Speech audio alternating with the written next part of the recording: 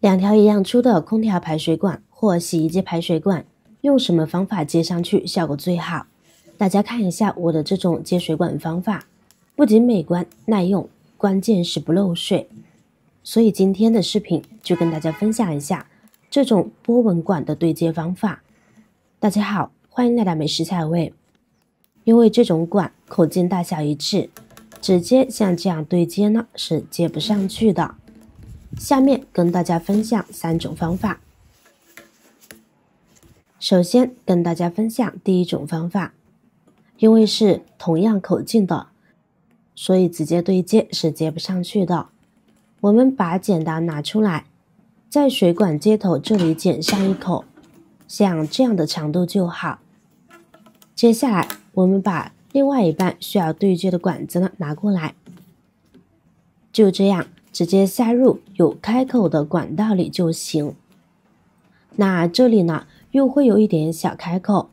我们呢再用水电工胶带呢将其粘起来固定好。这个方法呢是很平常的方法，很多的师傅家庭人员都会做。像这种管一般情况呢都是量好尺寸长度的，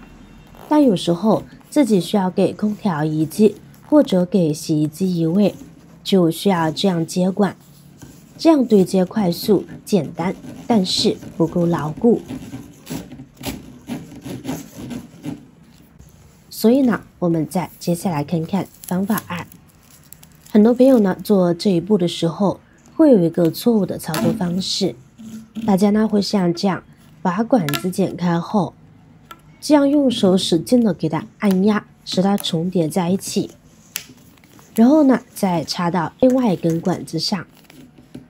稍微拧一拧，转几个圈呢它就不会掉了。这之后呢我们再用胶带把它缠起来，缠起来之后呢它就不怎么漏水了。应该说正常接水排水呢没有什么问题，虽然是可以勉强接着再用，但是呢这样接好的管子也是有一个弊端的。这头被我们按压过的波纹管，看到没，它的口径呢已经变小了。也就是说，如果我们用作洗衣机排水管的话，那么洗衣机里边排出来的一些头发丝或者是一些棉丝各种脏东西，在这个地方就很容易被卡住，造成下水不畅以及堵塞的情况。当然如果是用作空调排水管的话，这个方法呢还是可以用的。毕竟空调排水管的水流呢比较小，都是那种滴答滴答的水流，所以大家在使用的时候呢尽量绕开弊端使用。在需要大水量排水的时候就不需要这种方法。接下来呢再跟大家分享正确方法。一般接水管的老师傅都有在用，我们在刚才的剪开的这个豁口处的基础上呢再剪上一刀，把它扩宽一点，剪成一个小小的三角形，这样我们把它捏拢时，它的口径呢就比刚刚呢要更大一些了。这样我们就可以把另外一个完整的水管直接插进这个接口处，再稍稍给它拧紧一些，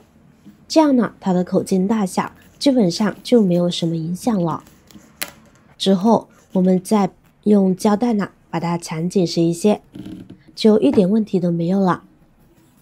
因为这种波纹管不容易插的比较深，所以呢接口处会有一点点缝隙，我们在缠胶带的时候多缠绕几圈，把它缠绕的紧实一些，使用起来呢也是没有什么问题的。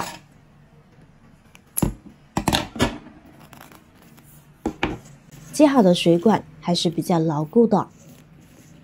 我们就算2只手反方向扯也扯不开，所以这个方法呢也是行得通的。不过我们还有一个更好更实用的方法，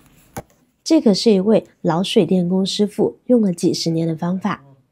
接好以后基本看不出什么缺口，而且滴水不漏。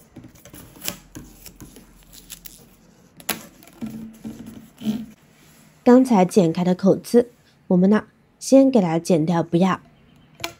从凹陷下去的部分剪开，注意呢，一定要裁齐。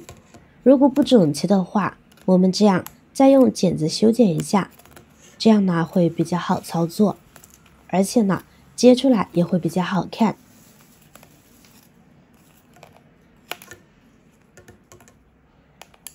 然后我们还是用剪刀再剪一个小豁口，注意这个豁口呢不要太大，就小小的一层就可以，一个波纹层。大家看一下，就像这样一个小小的开口就行。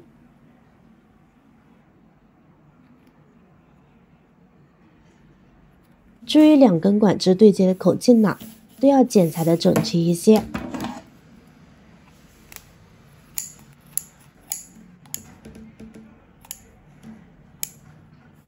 现在让我们把另外一个完整的接口卡在刚刚剪好的这个缺口这里，学着一点点塞进去，然后慢慢旋转，就这样一直转一直转，直到把它全部塞进去。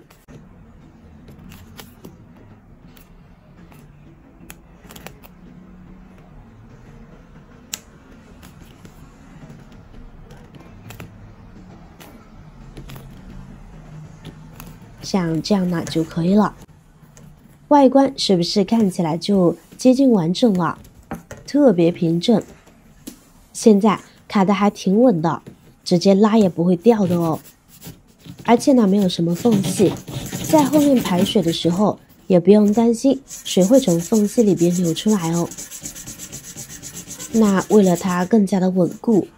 最后呢我们再用胶带呢给它进一步固定起来呢就可以了。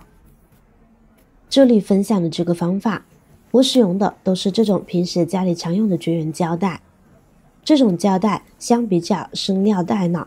这种绝缘胶带它第一它的材质呢比较软，相对来说呢会更容易操作，而且更牢固。